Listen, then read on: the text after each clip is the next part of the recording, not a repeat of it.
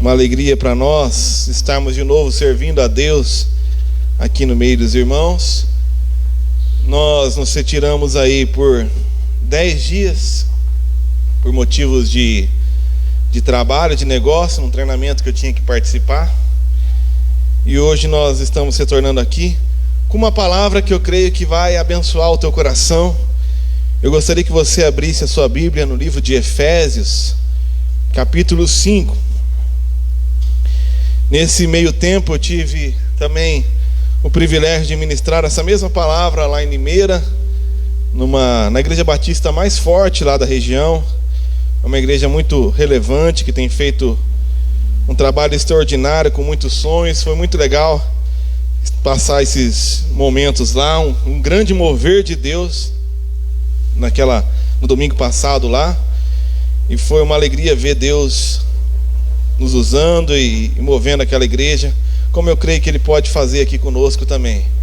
Também fiquei muito feliz de ver como as coisas andaram aqui na igreja, os ministérios se desenvolvendo, as visitas sendo feitas, o ministério de louvor, a palavra que foi ministrada, a recepção, o ministério infantil, tudo funcionando muito bem. Isso demonstra uma maturidade que, pela graça de Deus, a nossa igreja está atingindo. E eu creio que isso é fruto do que Deus tem feito através da vida dos irmãos. E eu creio que muito mais o Senhor tem a fazer no nosso meio. Efésios capítulo 5, versículo 14. O título da ministração de hoje é Desperta, ou é hora de acordar. Chegou a hora de acordarmos. O texto diz assim: por isso é que foi dito, e foi dito em Isaías 29, 16, em Isaías 60, versículo 1. Por isso é que foi dito: desperta, ó tu que dormes, levanta-te dentre os mortos, e Cristo resplandecerá sobre ti. Desperta, ó tu que dormes, levanta-te dentre os mortos, e Cristo lhe resplandecerá sobre ti. Eu queria focar nessa noite na palavra desperta. Como eu falei, o título de hoje é Desperta, é hora de acordar. Essa palavra, como eu disse, denota uma outra palavra no hebraico, no Velho Testamento, e ela tem um simbolismo muito forte. Nós estamos aqui, vamos retomar nessa quinta-feira o encontro com a palavra, onde nós temos estudado a Bíblia, versículo por versículo, palavra por palavra. E hoje eu vou passar um panorama do livro de Efésios inteiro, e depois nós vamos estudar cada versículo e cada capítulo de maneira individual, todas as quintas-feiras. E eu quero mostrar para vocês a riqueza da palavra de Deus em cada uma de suas palavras. Hoje eu vou fazer uma mensagem inteira em cima de uma palavra só: desperta. Essa palavra desperta, ela fica muito mais bem explicada, exemplificada no Velho Testamento, no livro de Deuteronômio, capítulo 32, versículo 11. Por favor, abra sua Bíblia em Deuteronômio, capítulo 32, versículo 11. Aqui nós vamos encontrar o discurso de Moisés no seu último dia de vida. Esse versículo está no meio da sua canção que ele fez de consagração da sua vida, a canção que ele fez no último dia como instrução ao povo de Israel antes que subisse ao monte para que pudesse morrer. E ali ele fala em Deuteronômio capítulo 32, essa mesma palavra desperta, e aqui com todo o seu simbolismo e o seu ensinamento para nós. Como a águia que desperta a sua ninhada, paira sobre os seus filhotes e depois estende as asas para apanhá-los, levando-os sobre elas. O Senhor sozinho o levou, nenhum Deus estrangeiro o ajudou. Como a águia desperta a sua ninhada, assim o Senhor faz conosco. A palavra desperta, ela significa no hebraico o grito que a mãe águia dá para o seu filhote, para que pelo susto ele saia do seu ninho e comece a voar. A palavra de Deus fala que nós que confiamos nele caminharemos, correremos e não nos cansaremos, e voaremos altos como águia. Deus tem propósitos para nós, altos. Os seus sonhos não são como os meus sonhos, os seus pensamentos não são como os meus pensamentos, porque os pensamentos de Deus é mais elevado. Ele nos chamou para voar nas alturas, a habitar nas regiões celestiais. E quando uma águia faz o seu ninho, por ser um animal que voa nas alturas, ele não pode fazer o seu ninho no chão. Então geralmente ele faz o ninho, a mãe águia faz o ninho na beira de um precipício, na beira de um penhasco, num lugar muito alto. E ali na beira do penhasco ela bota o ninho, coloca os ovos e começa a chocar os ovos. E depois que esse ovo choca, nasce o filhote, a águia vai alimentando o filhote ali na beira do penhasco. E ele vai crescendo, ele vai sendo alimentado, e ele vai se desenvolvendo. Ele não nasce com a plumagem pronta, nem as asas prontas para voar. Então ele precisa ser sustentado pela mãe. E aquele ninho feito de pequenos ferpas e pequenos galhos entrelaçados, ele vai se desenvolvendo ali dentro e vai crescendo. Só que conforme ele vai crescendo, naquela zona de conforto, vai chegando um momento onde a mãe águia espera que ele, desenvolvido, passe a voar. As coisas começam a ficar desconfortáveis no ninho, porque ele cresceu demais. E aqueles ferpos agora começam a se soltar. E se o filhote não pular do ninho, ele vai acabar crescendo demais e sendo espetado, e assim morrendo no ninho. Então é necessário que o filhote agora dê um salto de fé. Mas imagine você, desde o dia que você nasceu, parado num lugar de conforto, e de repente o único passo que você pode dar para fora do ninho é na beira de um precipício. Você não tem opção. Você não pode ir aprendendo a voar, correndo aos poucos. Ou você aprende a voar do dia para a noite, ou você morre. E se o filhote não se desenvolver, ou não alcançar o objetivo, o propósito que a sua mãe tem para ele, de voar, chegando no tempo certo, ele não tendo coragem, a mãe águia passa por sobre a cabeça dele e dá um grito. Esse grito é o grito desperta. A mãe águia vem para o seu filhote enquanto ele está dormindo e no susto o filhote se joga rumo ao precipício. E ali ele não tem outra opção, é bater as asas ou morrer. Mas o texto também fala, que a biologia já ensinou, que a mãe águia não deixa o filhote desamparado.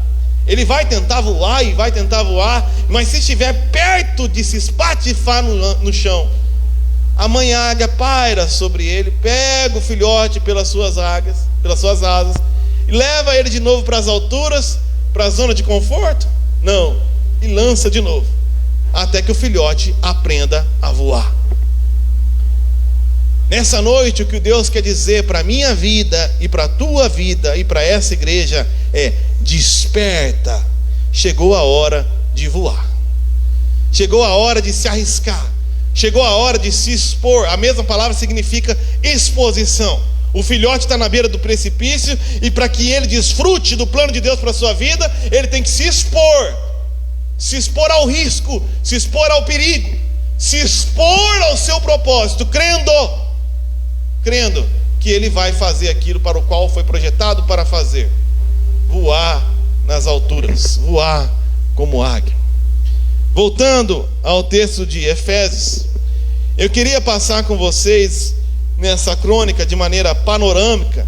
Não vou ter como detalhar cada capítulo, muito menos cada versículo, mas eu quero mostrar para vocês um panorama do que nós vamos estudar nas próximas semanas, na quinta-feira, e o que Paulo quer falar a respeito de desperta. Algumas coisas que cada capítulo nos ensina, para que eu e você sejamos despertados, acordados e alcancemos o propósito de Deus para a nossa vida.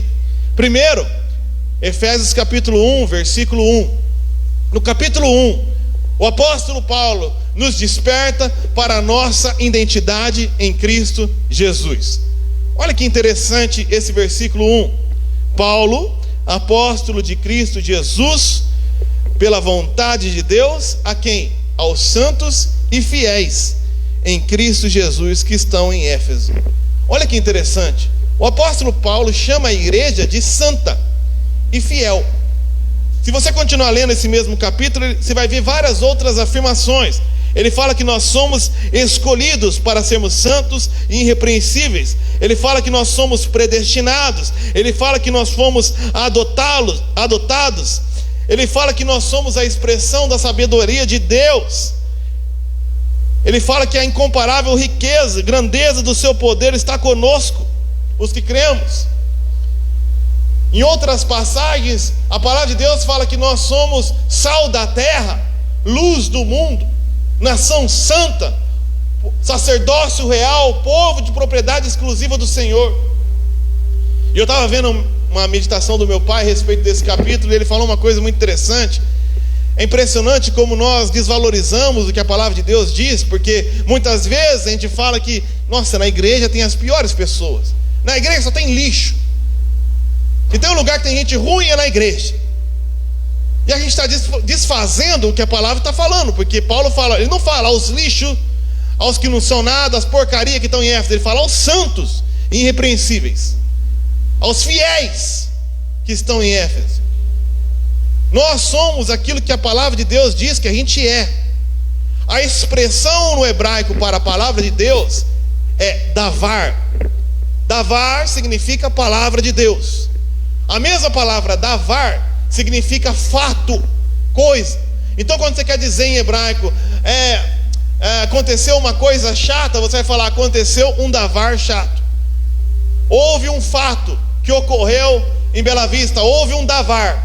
Porque para o hebreu e para a palavra de Deus não há distinção entre o que Deus diz e o que é. Porque Deus traz existência aquilo que não existe pelo poder da sua palavra. O mundo estava em trevas, Deus disse haja luz, imediatamente houve luz. Não tem espaço entre o que Deus diz e aquilo que de fato é. Então se Deus diz que nós somos santos, nós somos santos em Cristo Jesus. Questionar isso, criticar isso é menosprezar a obra da regeneração que ocorreu no novo nascimento. Quando você diz que você não pode fazer nada, que você não serve para nada, e aqui quando eu cheguei, eu conversei com algumas pessoas, e as pessoas falavam assim, eu confio em Deus, mas não confio em mim. Eu falei, um dia você vai ter que entender, e estou reafirmando aqui, confiar em Deus é confiar em você, quando você está em Cristo. Porque se você fala que não pode fazer nada, você está desmerecendo a obra do Espírito Santo de Deus em você. Você está falando, Deus não é poderoso para fazer através de mim. Você é o que Deus diz que você é.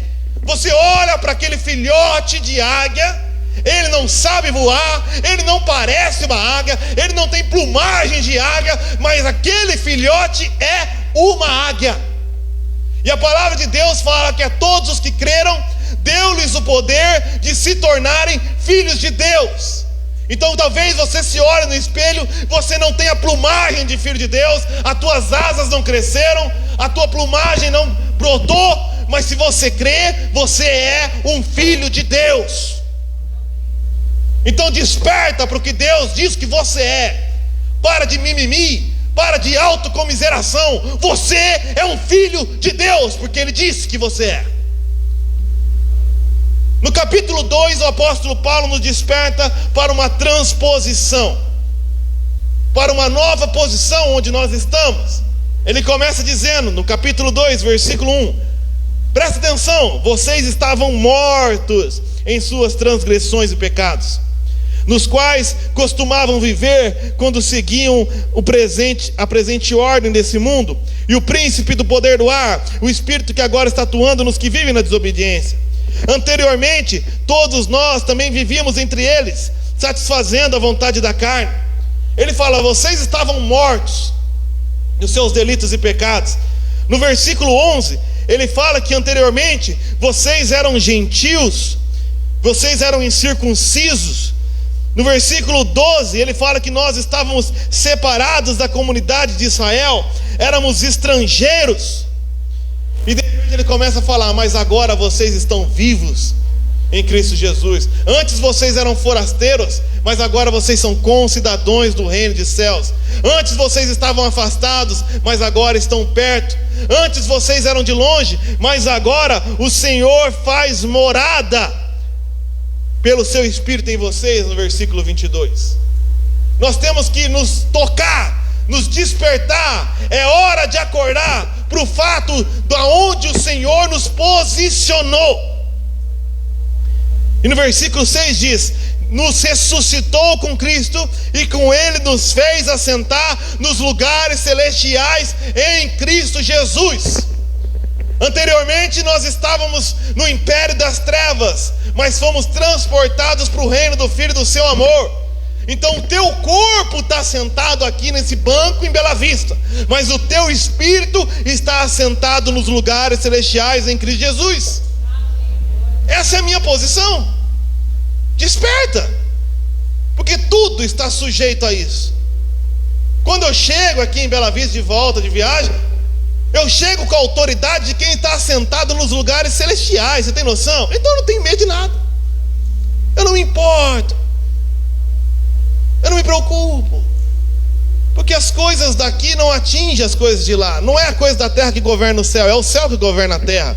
E se eu estou assentado juntamente com Ele, ressuscitado, próximo dEle, concidadão, se Ele é morado em mim, não temerei mal algum, porque Tu estás comigo. No capítulo 3, e tudo isso nós vamos dissecar de maneira bem detalhada. No capítulo 3 ele começa a falar, nos despertar para o nosso propósito. Ora, se você agora é quem Deus diz que você é, e está onde Deus diz que você está, qual é o nosso propósito? Para que o Senhor nos colocou aqui? Nós temos que despertar para o nosso propósito, irmão. Ou você acha que você nasceu para trabalhar e gastar toda a tua vida acumulando dinheiro? Então, como disse o Dalai Lama, as pessoas perdem a saúde ganhando dinheiro, depois perde todo o dinheiro para recuperar a saúde que perdeu. Então tu trabalhava para ganhar dinheiro. Você acordou, você veio aqui para comprar uma casa, um carro, fazer um filho, casar e morrer? Jesus nasceu, fez tudo o que Ele fez para te salvar. Eu já ensinei aqui, Jesus não fez o que fez para te salvar. Porque se Deus quisesse apenas te salvar, bastava não ter feito você, ou bastava ter feito você no céu.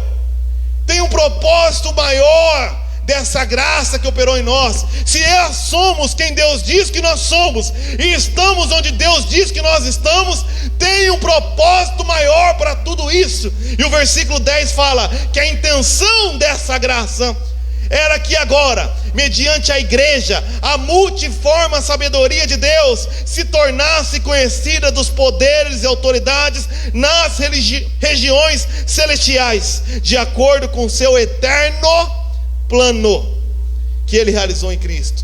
Ele está falando que Deus tinha um plano eterno, um plano que Ele fez antes de fazer o mundo e que vai continuar depois do fim do mundo. E o plano que Deus tem antes e depois é que através da igreja, eu e você, Ele manifesta a multiforma da sabedoria e graça dEle. É para isso que você é quem é e está onde está. Nós temos que acordar para isso, irmão. Estamos dormindo, estamos sonolentos, entre os mortos. Não somos mortos, mas parecemos mortos, nos comportamos como os mortos. E se não despertarmos, nós vamos morrer no ninho e jamais voaremos rumo ao propósito que Deus tem para nós. É por isso que no mesmo capítulo 3, versículo 16, Paulo faz uma oração. Acompanha comigo. Efésios 3,16. Olha a oração do apóstolo Paulo por você. E essa é a minha oração por você, igreja de Bela Vista do Paraíso. Eu oro para que, com suas gloriosas riquezas, Ele os fortaleça no íntimo do seu ser com poder, por meio do seu Espírito, para que Cristo habite em seus corações mediante a fé.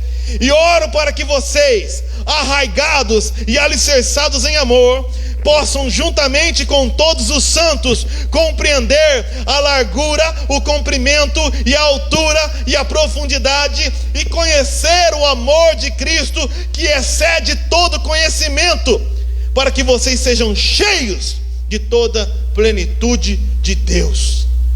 Eu oro para que vocês acordem e entendam a riqueza da gloriosa graça, para que vocês sejam cheios da plenitude. Aqui no grego é pleiona, quando um navio alcançava a carga máxima. para que vocês alcancem a carga máxima do que o Senhor projetou para você, cheios da plenitude de Deus. Essa é a oração do apóstolo Paulo. Porque no dia que vocês forem cheios, plenos do Espírito Santo de Deus, o versículo 20 fala que Ele é capaz de fazer infinitamente mais do que tudo que pedimos ou pensamos, de acordo com o seu poder que opera em nós. D.L. Moody uma vez disse para sua esposa: o mundo ainda não viu um homem 100% entregue o que um homem 100% entregue nas mãos de Deus pode fazer. O mundo moderno, ele era do século XVIII, e aquele homem abalou o mundo, um vendedor de sapato. Imagina que nós, com 100% de carga máxima da plenitude do propósito de Deus, podemos fazer. Pensa bastante, porque aquilo que você pensa não se compara com o que Ele pode fazer, porque Ele é poderoso para fazer infinitamente mais além do que tudo que pedimos ou tudo que pensamos sequer. Por quê? Porque eu sou bom? Não, segundo o seu poder, mas que opera em alguém, opera em nós, porque eu sou filho dele, porque eu estou nas regiões celestiais, porque Ele projetou me usar para manifestar a sua sabedoria. E se eu estiver pleno dele e Ele tiver tudo de mim, Ele é poderoso para fazer infinitamente mais, super além de tudo aquilo que peço ou penso, segundo o poder dele que opera em nós. Desperta, ó tu que dormes. Mas isso não acontece de qualquer maneira. É necessário que nós alcancemos uma maturidade espiritual. Por isso, Efésios capítulo 4, ele entra nesse assunto. Uma águia não pode simplesmente voar só porque ela é águia. Ela tem que alcançar a maturidade física, mental, para alcançar o seu plano. Muitos de nós cristãos nos limitamos. Paulo chega para algumas igrejas e fala: eu queria falar de coisas grandes para vocês, mas vocês continuam pensando e se comportando como crianças. E como crianças, vocês não podem se multiplicar, vocês não podem reproduzir. Você é uma criança, você não cresceu, você não amadureceu. Então Paulo fala agora que nós temos que nos despertar para a maturidade espiritual. Ele fala lá no versículo, eu vou falar aqui no versículo 1, como isso vai acontecer. Ele fala: como prisioneiros no Senhor, eu imploro que vocês vivam de maneira digna da vocação que receberam. Ora, eu estou implorando para vocês que vocês agora vivam de maneira compatível com o que vocês foram chamados para ser, equivalente com o que vocês são em Cristo Jesus, proporcional ao que foi depositado em vocês. Vivam de maneira que faça sentido com o que vocês foram chamados para fazer. Chegou a hora de crescer. Se a graça fosse apenas a libertação da culpa do pecado, não seria boas novas, não seria notícia boa. Mas a graça também é culpa, é libertação do poder e da opressão e da escravidão do pecado. Se eu estou em Cristo, eu sou uma nova criatura, as coisas velhas já passaram, tudo se faz novo. Então agora viva de maneira proporcional, digna, compatível, equivalente a tudo isso que foi dito até agora.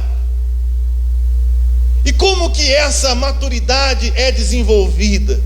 Aqui entra a parte mais interessante, porque no Velho Testamento, quando as pessoas tinham que construir um altar para Deus, ou o templo, eles não podiam usar tijolos lavrados, como esse que nós usamos aqui, trabalhado, porque um tijolo trabalhado pelo homem significa esforço humano, e nós não devemos chegar a Deus por esforço humano, nós chegamos a Deus por ação de Deus. Então desde o Velho Testamento tem esse ensinamento da graça. Então eles pegavam pedras brutas, ou seja, pedras feitas por Deus, com suas arestas e suas imperfeições, e colocavam e encaixavam essas pedras entre si.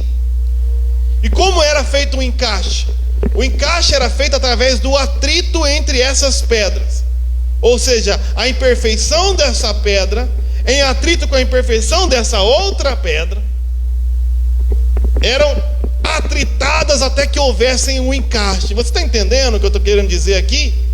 Nós somos casa de Deus, nós somos pedras feitas por Deus, e nós alcançamos a maturidade espiritual através da comunhão. Então, é através da minha imperfeição que eu corrijo a tua, e através da tua imperfeição, em atrito com a minha, que você corrige a minha. Deus nos fez de tal maneira que através da comunhão e das nossas diferenças e das nossas imperfeições, nós somos aperfeiçoados até que alcancemos a maturidade. Por isso ele diz: sejam completamente humildes e dóceis, sejam pacientes, suportando uns aos outros com amor, e façam todo o esforço para conservar a unidade do Espírito pelo vínculo da paz. Olha que duas palavras fortes ele fala: suportando e esforço. Se é para suportar, porque não está fácil, eu tenho que suportar. Enquanto eu suporto e me esforço para manter o vínculo da paz, eu vou alcançando o que está escrito no versículo 14: até que todos alcancemos a unidade da fé e do conhecimento do Filho de Deus e cheguemos à maturidade, atingindo aí sim a medida da plenitude de Cristo.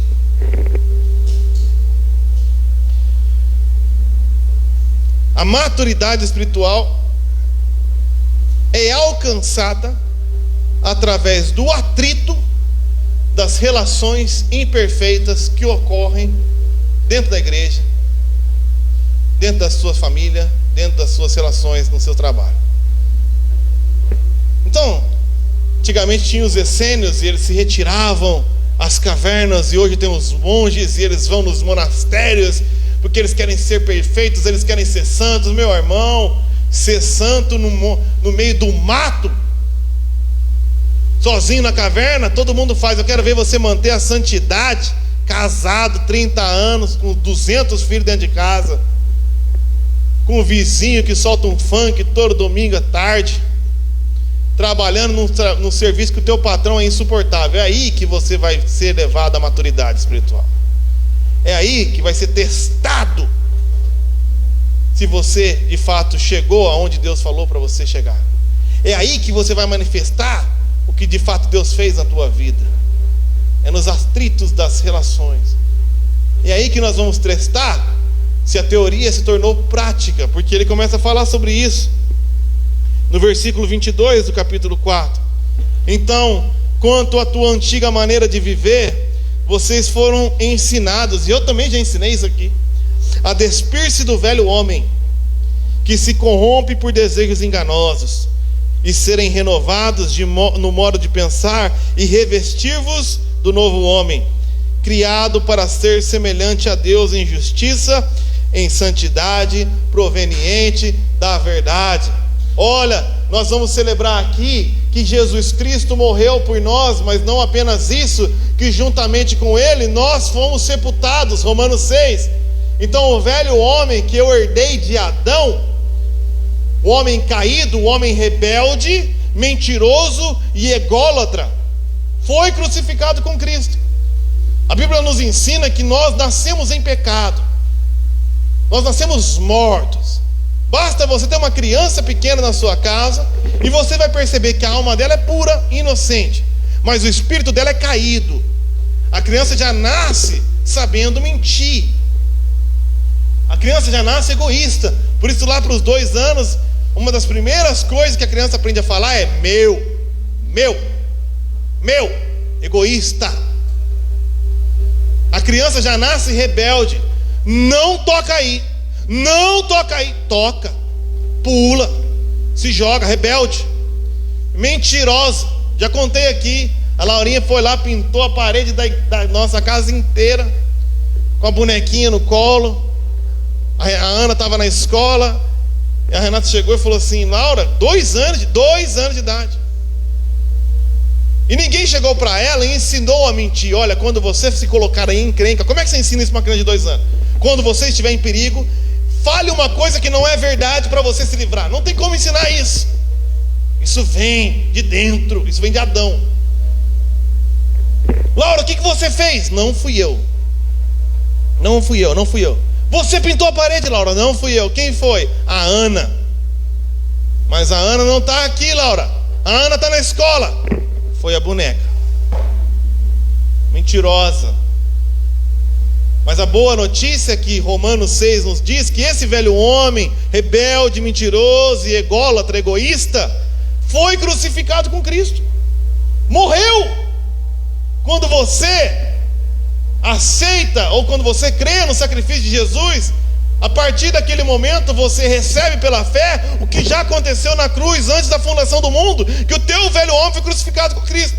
É lógico que você cresceu 10, 15, 20, 30, 40, 50 anos no hábito desse velho homem, no costume de se comportar. Agora você recebeu um novo homem em Cristo Jesus. Você tem que criar novos hábitos, não para ser salvo, mas porque foi salvo. Não para que você alcance a salvação, mas porque foi alcançado por ela. Então agora viva de maneira digna ao que você recebeu de graça. Você não é mais escravo do pecado. Você não é obrigado a fazer essas coisas, porque Deus te libertou. E onde o Espírito Santo de Deus está, ali há liberdade. Você faz por vadiagem, você faz por costume, por mau hábito. Mas você tem que se esforçar e abandonar, se despir dessas roupas, dessas vestimentas do velho homem, abandonar essa mentira, abandonar essa rebeldia, abandonar esses vícios. E Paulo começa a falar até da maneira de falar, da maneira de se comportar. Agora vivam de maneira digna, até chegar no ponto do capítulo 5, versículo 1: sejam imitadores de Deus como filhos amados. Sejam imitadores. É como a mamãe águia fala assim: voe como a mamãe. É assim que voa, é assim que caça, é assim que faz. Acorda! Nós não fomos chamados para essa vida cristã medíocre, miserável, onde a gente fica só celebrando toda a ceia o perdão dos pecados. Chega de celebrar o perdão do pecado. Vamos começar a celebrar a santidade que Ele está operando em nós. Chegou a hora de celebrar a imitação de Cristo através da nossa vida. Está na hora de falar como Paulo: sejam imitadores de Deus como eu também sou. Porque nós não fomos chamados para essa vida cristã medíocre, na zona de conforto. Nós fomos chamados para dar um salto de fé e nos expor, e voar alto como águia, a ponto de alguém olhar para você e falar: ali, ó, está passando um cristão. Aquele cara parece com Jesus. Chegou a hora de nós vivermos, e por isso nesse capítulo 14 ele fala: desperta, tu que dormes, levanta dos meios dos mortos. Você parece um morto, mas não é. E Cristo resplandecerá sobre ti. Ele vai resplandecer, as pessoas vão olhar para você e vai ver Cristo brilhando em você.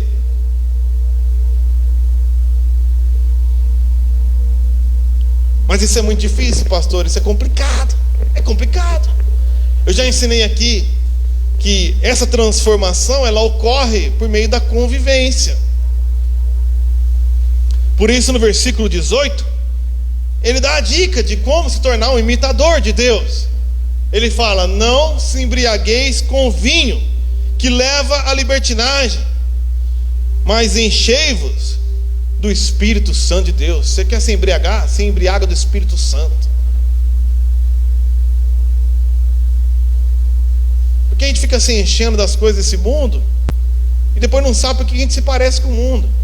Você é transformado à imagem daquilo que você contempla. Paulo fala em 2 Coríntios 3,18: nós, com o rosto descoberto, enquanto contemplamos a glória do Senhor como um espelho, somos transformados de glória em glória à sua imagem. O que Paulo está ensinando para nós? Você é transformado à imagem daquilo que você contempla. Um espelho, nós somos como um espelho. Um espelho não tem imagem própria. O espelho se parece com aquilo que ele está de frente. Você é transformado com aquilo que você convive.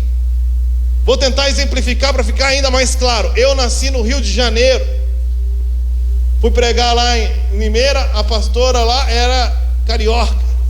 Depois eu falei que eu era carioca. Também veio um monte de carioca. Ele tem aquela linguagem. Poxa, bicho, top, vamos fazer um churrasco. E é lindo aquele sotaque. É malandro, é maneiro. Mas eu falo porta, torta.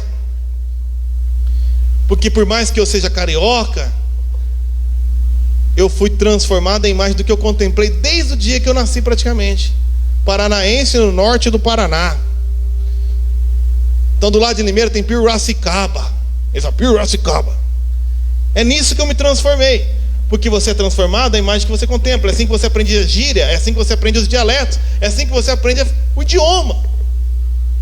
Então se você quer se transformar à imagem de Jesus, você tem que caminhar com Ele. Porque se você caminha com o mundo, aprende com o mundo, se alimenta do mundo, convive com o mundo e só ouve o mundo em suas relações e como se lidar com elas, você vai aprender com Netflix como lidar no casamento. A pessoa vai aprender na novela da Globo como se relacionar no casamento. Vai aprender com esses influencers da internet. É nisso que você vai se transformar. Você por dentro é um novo homem, mas por fora parece os outros.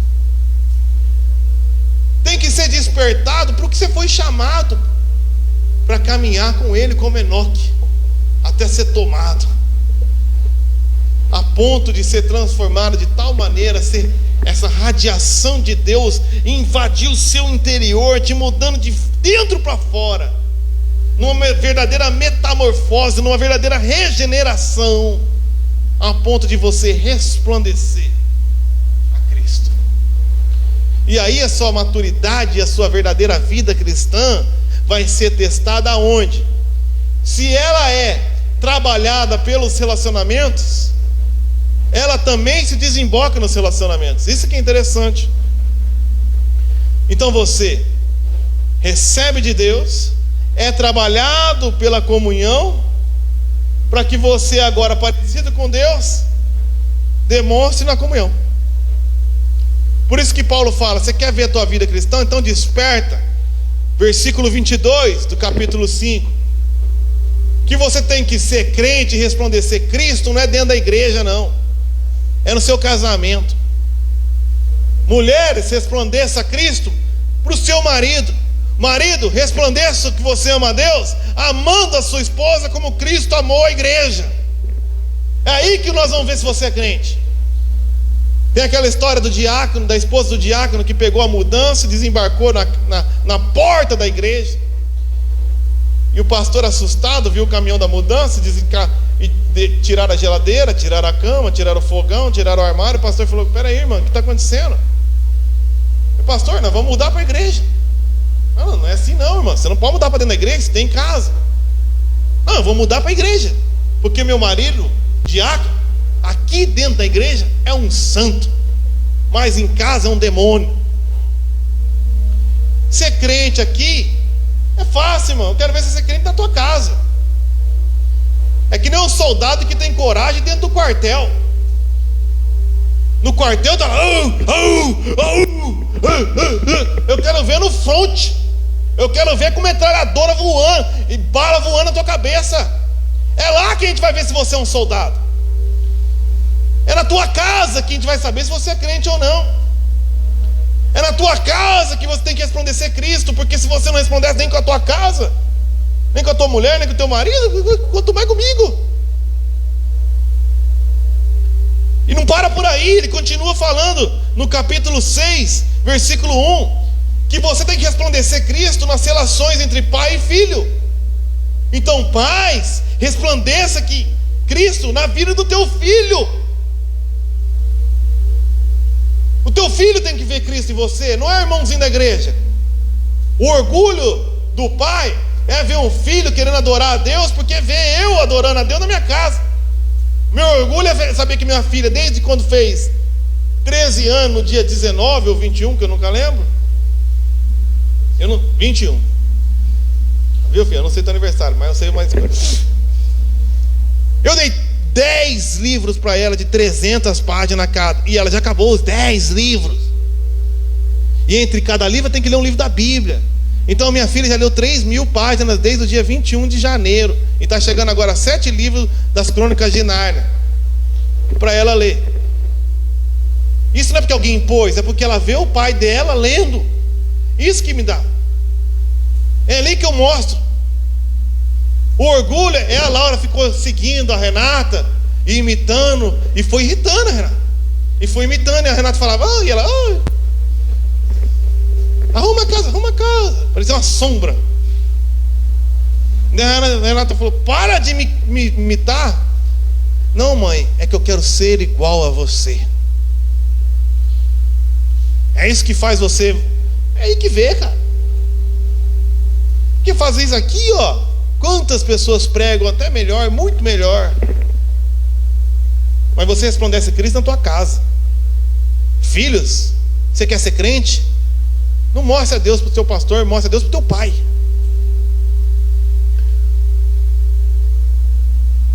Quer ser crente? O versículo 5 começa a falar na relação de trabalho. Então, patrões, tratem os seus funcionários como sendo também, como são filhos de Deus. Nada de subjugá-los, impor, oprimir-los, enganá-los, roubá-los. São meus filhos. E funcionário trabalha para o seu patrão não como trabalhando para um homem, mas trabalhando para Deus. Porque você não está lá só para ganhar dinheiro e pagar conta. Você está lá para resplandecer a glória de Deus. Mesmo quando for injustiçado, mesmo quando for maltratado. Então tende em vós o mesmo sentimento que houve em Cristo Jesus, porque é Ele que habita em você. E quando Ele foi cuspido, humilhado e traído, Ele falou, perdoa-lhes. Perdoa-lhes, porque eles não sabem o que fazem. Aí, nas regiões celestiais, que é onde importa, talvez aqui ninguém perceba, ninguém viu, mas na região celestial o teu nome é conhecido, está lá. Olha o Filho de Deus brilhando, suportando, perdoando. Esse cara é demais. E sabe por que você tem que acordar para isso?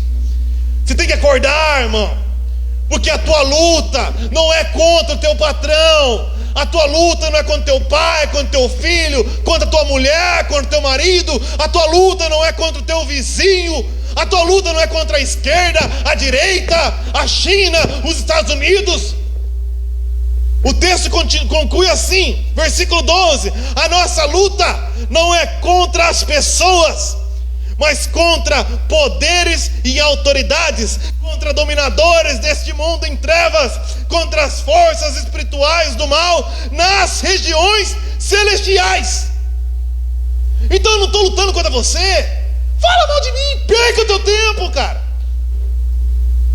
Eu não estou lutando contra você, eu estou lutando contra o que está agindo em você.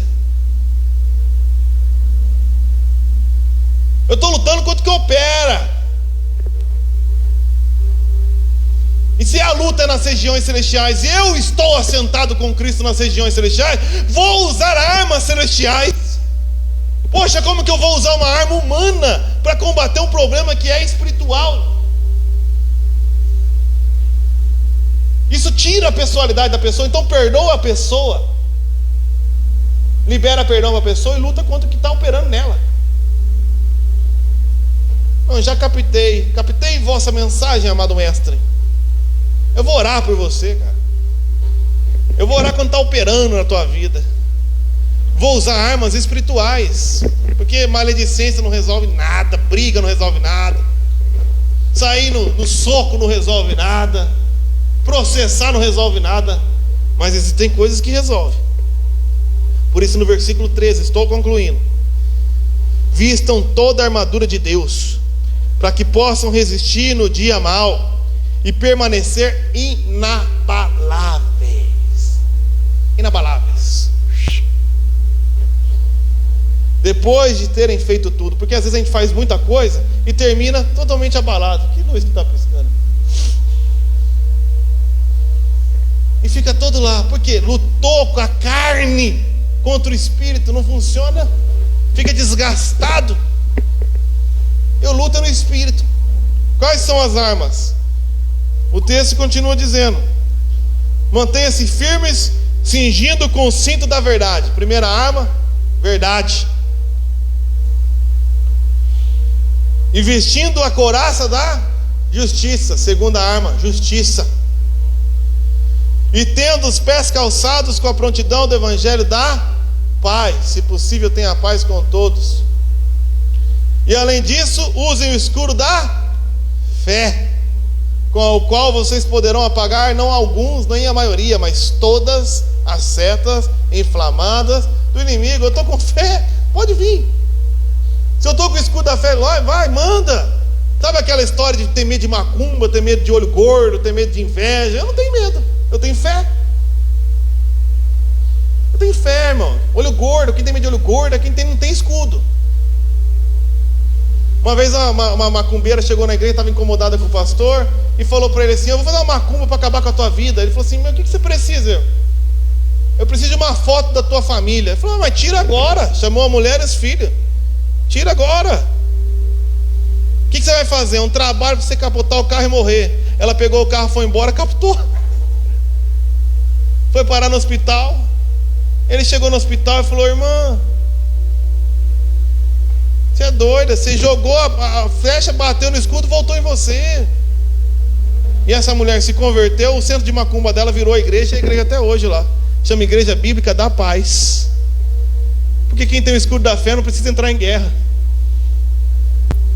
Não tem que ter medo do diabo.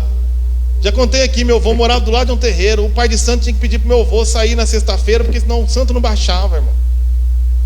O senhor pode se retirar sexta-feira à noite porque o santo não está baixando. Com certeza. Porque maior é o que está em nós do que está no mundo. Então não tem medo de nada. Não tem fé. Quando você tem fé, até quando os outros batem, você cresce, é que nem manteiga.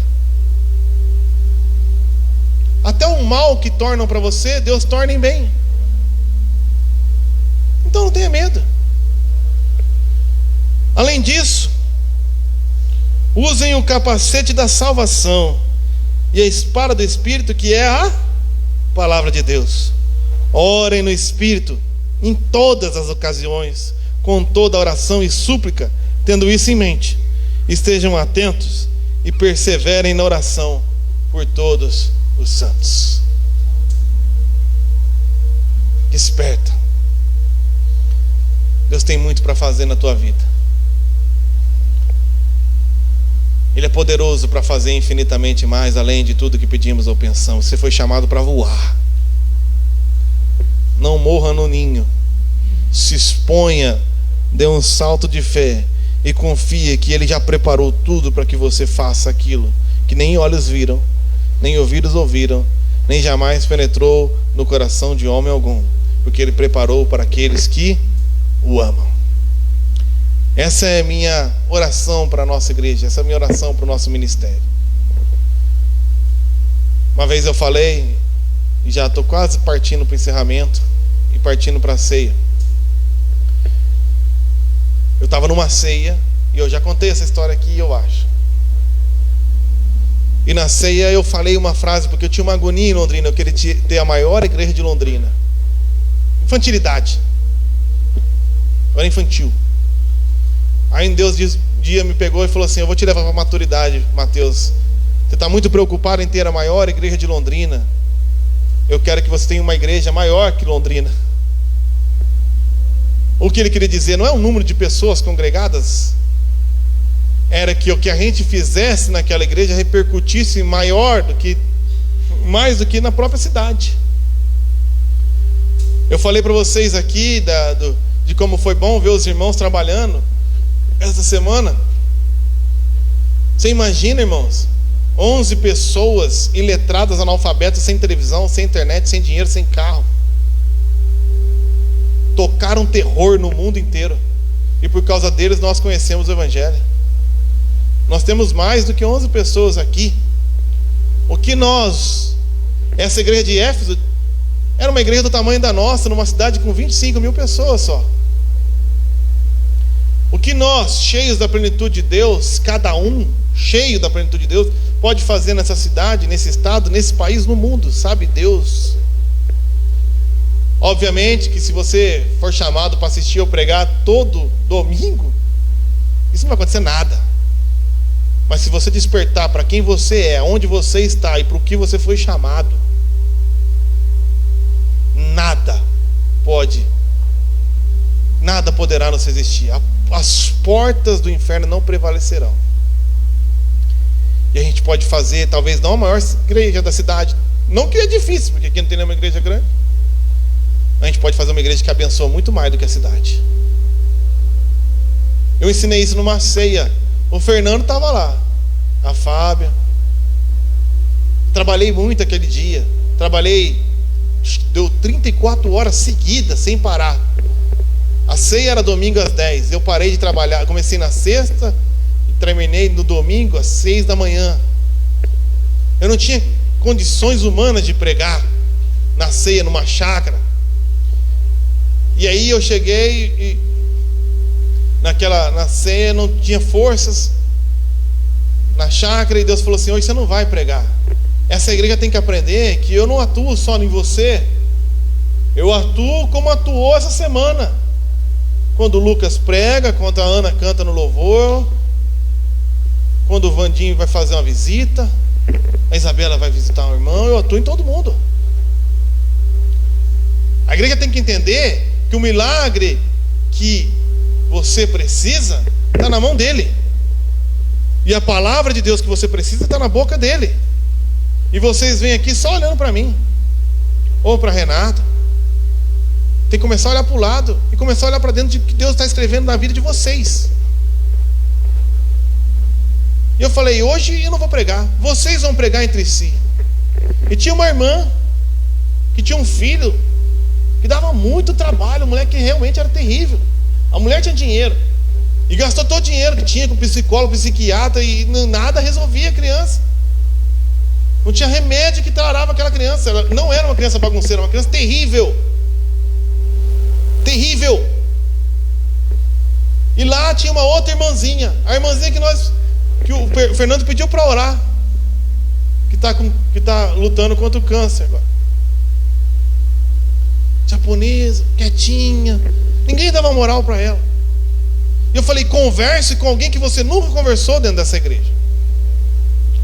E essa irmã, rica, cheia de pompa, foi conversar com a irmãzinha simples que estava lá. E começou a relatar: meu filho não resolve. Já oramos, mas eu orei, a Renata orou, né? Pôs a mão, nada, fez que é nada. Você bota a mão, o moleque se bobear, você tem que orar de mão aberta, que ele arranca a tua mão fora. Não é que era terrível? E a irmãzinha falou assim: eu estou reparando que o teu filho tem uma coisa, ele parece muito o meu neto. E o meu neto estava nos Estados Unidos, e lá diagnosticaram ele com uma síndrome que não é diagnosticada no Brasil. Você não queria? Vou orar pelo teu filho, mas você não queria conversar com o médico do meu neto? Eu marco uma consulta online. E fizeram a consulta e descobriu que o menino tem uma síndrome que eu não sei o nome, que ele não consegue olhar para o branco. E toda vez que ele olha para o branco, ele entra em surto. Então ele olha para o papel em branco, para a parede em branco, para a luz branca, ele surta. Então não é que ele era mal criado, ele estava surtando porque o cérebro dele não aceitava a luz branca. E a única coisa para solucionar era um óculos caríssimo, com um filtro que deixava meio roxo, então o branco ficava meio rosa, claro. E acabou. Fez a consulta com o médico e acabou. A cura que a irmã buscou a vida inteira em todos os cultos de oração e ministração e todo o dinheiro que ela gastou, estava o tempo todo na simples irmãzinha que sentava do lado dela. Eles entenderam o que é corpo. E aí eu entendi o que é igreja, sabe por quê? Porque essa irmã estava posicionada na prefeitura de Londrina. E ela pensou, poxa, talvez isso não seja só com meu filho. Pegou o teste dos Estados Unidos e passou na prefeitura de Londrina e descobriu que 0,8% das crianças tinham a mesma síndrome. Isso são centenas de crianças. E conseguiu, que o óculos é caríssimo, o dinheiro e o papel, porque elas escrevem num papel roxo. Centenas de crianças em Londrina foram curadas por causa de uma ceia que eu não preguei. Mas não parou por aí. A gente entrou em contato com o pastor Josué Valando, da igreja do Rio de Janeiro, pastor da Michele Bolsonaro, esposa do presidente. Ele apresentou para Michele Bolsonaro, ela levou para o Ministério da Saúde e para o Ministério da Educação, e começou uma fase de implantação no Brasil inteiro. Não chegou no Brasil inteiro. Está curando, libertando milhares de crianças. Isso que é uma igreja maior do que a cidade. Não nasceu numa pregação que eu fiz ou num louvor que a gente gravou. Nasceu quando dois irmãos imperfeitos comungaram entre si, compartilharam o que tinham de Deus uns com os outros e usaram as suas capacidades, não aqui dentro, lá fora, marcando a história de milhares de pessoas em Londrina, no Paraná, no Brasil, glorificando o nome de Deus, muito mais do que qualquer celebração. A instituição não existe mais, mas o fruto permanece. A igreja se tornou maior do que a cidade. Eu queria pedir para os irmãos compartilharem aqui, levarem os elementos da ceia. Os diáconos, acho que o Milton pode levar. Chegou a hora de despertarmos, irmão. Nesses elementos nós vamos celebrar. Dá um para mim aqui. O pão e o vinho.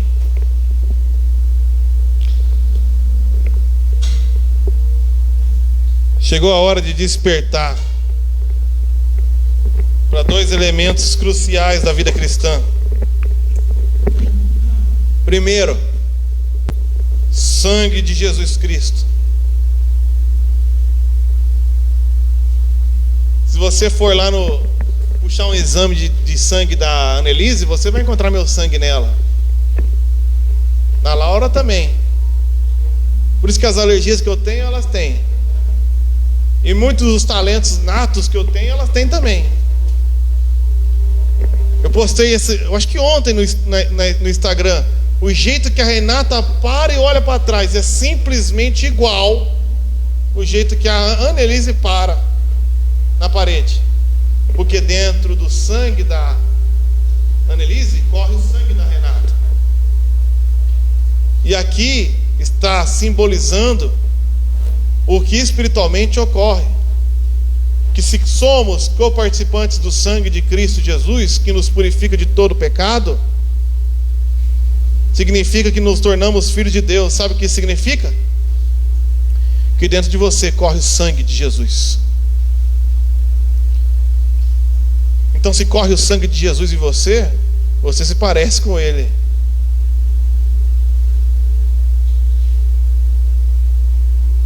Você se parece com Ele. É isso que nós celebramos. E aqui nós temos o pão. Fazemos assim por causa de questões higiênicas, mas quando Jesus foi fazer a ceia, ele pegou um pão só. E o texto é bem explícito. Na noite em que foi traído, Jesus pegou o pão e o partiu, porque simboliza que cada pedacinho desse pão veio de um mesmo pão. E falou: esse é o meu corpo que foi dado por vós. Essa igreja tem que entender, Tiago, que esse pedacinho do pão significa o pedacinho da porção que Deus colocou em mim. Mas o pão fica incompleto se eu não tiver com um pedacinho do pão que está com você. E do pedacinho do pão que está com você, com você, com você, com você, com você, com você. E que não foi feito de maneira fácil. Para que isso acontecesse, ele teve o seu corpo esmagado e moído. Esse é um pão asmo, então ele é amargo, porque o sacrifício que pagou foi amargo. Havia um provérbio no Velho Testamento que fala que os pais comem uva verde, mas é a boca dos filhos que emborta, falando de maldição hereditária. O pai comete o erro e o filho que paga. Mas aqui no Evangelho aconteceu o contrário. Os filhos cometeram o erro. Os filhos comeram uva verde, mas é a boca do pai que embotou. Quando Jesus estava na cruz, deram esponja com vinagre. E quando ele embotou a boca dele com a amargura do teu pecado e do meu, ele gritou: está consumado. Ele não gritou: está sendo consumado, fiz a minha parte, faça a tua, comecei a fazer, agora termina. Dei o start inicial. Ele falou: está feito, concluído, está pronto. E se você é participante do corpo e do sangue, está feito. Então acorda, porque o trabalho foi consumado. Chegou a hora de levantar dentre os mortos e deixar Cristo resplandecer em vocês. Se coloca de pé.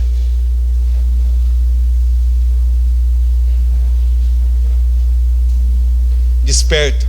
Feche seus olhos. Comece agora a clamar, a orar para você mesmo. Salmo 57, o salmista fala com a própria alma: desperta, minha alma. Comece a falar com você mesmo.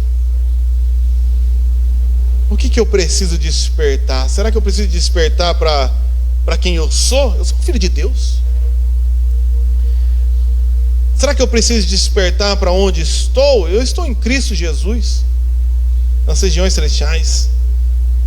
Será que eu preciso ser despertado para o que eu fui chamado? Não fui chamado para ganhar dinheiro, para pagar conta, para cuidar de casa. Eu fui chamado para manifestar a sabedoria de Deus. Será que eu tenho que ser despertado para a maturidade espiritual? Chega de ser menino.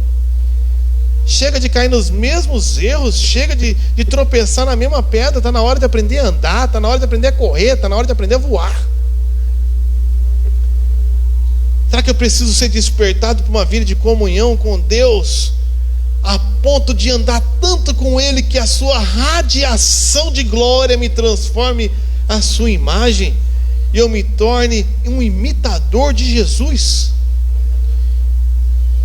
cheio do Espírito Santo, deixar de ser uma pessoa cheia de personalidade, cheia de opinião, e se tornar cheio de Deus, abrir mão das velhas práticas, velhos hábitos que foram crucificados com Cristo e adquirir novos hábitos e novas práticas do Espírito de Deus em mim.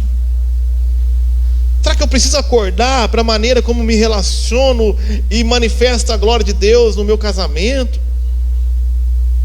Ou na minha família, com os meus pais ou com os meus filhos? Ou no trabalho? Será que alguém no teu trabalho sabe que você é cristão? Além do fato de que você vem domingo para a igreja, será que alguém olha para você e fala: tem algo diferente em você, a ponto de você falar: é Cristo brilhando através de mim? Tem algo diferente em você. Você não é só um profissional talentoso, não, você é diferente, porque há um brilho em você. Será que chegou a hora de você ser despertado, que você não foi chamado para brigar com pessoas, contra a carne ou sangue, mas foi chamado para lutar contra principados e potestades nos lugares celestiais, mas com o escudo da fé, sem medo, porque o nosso general vai na nossa frente, e em Cristo somos mais do que vencedores? Acorda, não morra no ninho, dê um salto de fé. Deus é poderoso para fazer infinitamente mais além de tudo que pedimos ou pensamos, segundo o seu poder que opera em nós. Se exponha. Se exponha. Você não estará sozinho. Você estará à sombra do Onipotente. E se por acaso você for se espatifar, Ele te pega sobre as suas asas, te lança nas alturas de novo, e você voará alto como águia. Não por causa de você, mas por causa do que Ele faz em você. Porque você não é mais um miserável. Você é santo e fiel. Consciente disso, oro, Deus, para que você entenda a grandeza, a largura, a profundidade, a altura do amor e do conhecimento de Deus, e se revista de toda a plenitude dele. Consciente disso, coma do pão e beba do cálice.